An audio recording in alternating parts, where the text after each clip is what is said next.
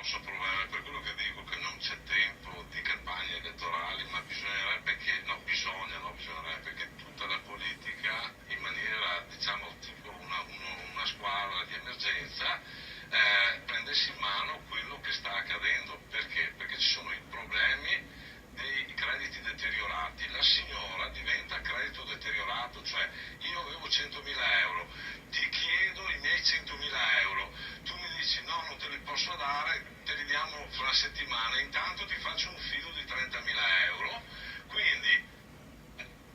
mi dai 30.000 euro, io firmo, i 100.000 spariscono, quei 30.000 euro adesso te li chiedo al 20 passa per cento, diventi credito deteriorato, giornalmente vanno su di 100-200 euro di interessi. Allora, Fabrizio, con grande chiarezza, lo dico a voi politici, non fate campagna elettorale promettendoci cose impossibili per il futuro, risolveteci i problemi concreti oggi, rapidamente, senza e questo è il punto. E domani,